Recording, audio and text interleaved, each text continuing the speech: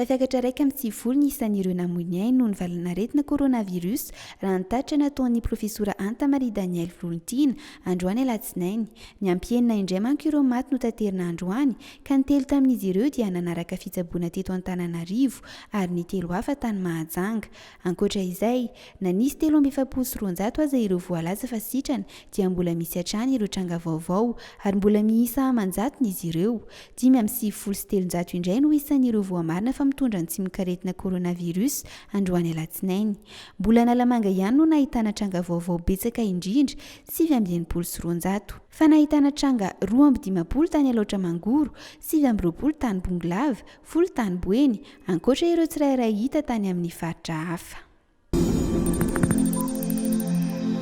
Mahazo misokatra avokoa ireo tranombarotra sy toeram-pivarotana rehetra, toy izany ihany koa ireo orinasa tsy miankina hafa na tsy voazo kajy io mamokatra irony antsoina hoe vokatra sy tolotra tena ilaina andavanandro azy.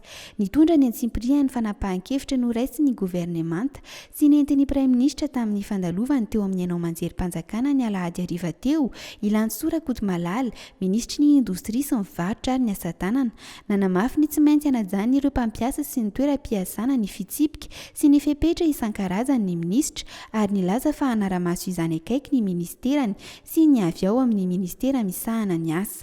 Anisan'izany fitsipika izany, ohatra, ireo fepetra ara-pahasalamana isan-tsokajiny, fa eo ihany koa ny tsy maintsy antohan'ny orinasa ny fitaterana ho an'ny mpiasa.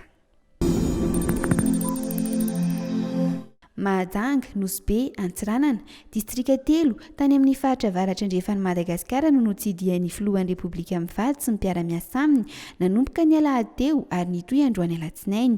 Nametraka tamin'ny fomba ofisialy ny governora Vaovao ny faritra Boeny no antondihan'ny Filoha tany amin'ny faritra Boeny ary nitsidika sy nijery ihany koa ireo foto-drafitr'asa andraisana ny mararin'ny COVID-19 any amin'ny faritra iny.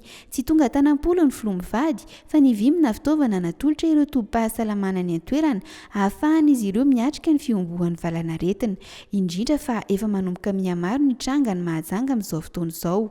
Nitohy tany Nosy be sy Antsiranana ny fitsidihana androany alatsinainy. Tany Nosy be ny Filohandry Rajoelina sy ny ekipa ny tapany maraina ary nitsidika ny hôpitaly be tao Nosy be.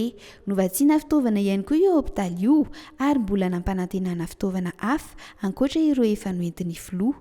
Tany Antsiranana kosa ny Filoha tolakandro ary ankoatra ny fitsidihana ireo tobim-pahasalamana dia antondihan'ny tany ny fametrahana tamin'ny fomba ofisialy ny governora amin'ny faritra Diana. Nanararoatra ny fitsidihana tany amin'ny faritra avaratra andrefan'ny Nosy ny Filoha anolorana amin'ny mpiasa amin'ny fahasalamana ny antoerana ny tamokaraman'izy ireo manoloana ny fandraisana anjara amin'ny ady atao amin'ny COVID-19.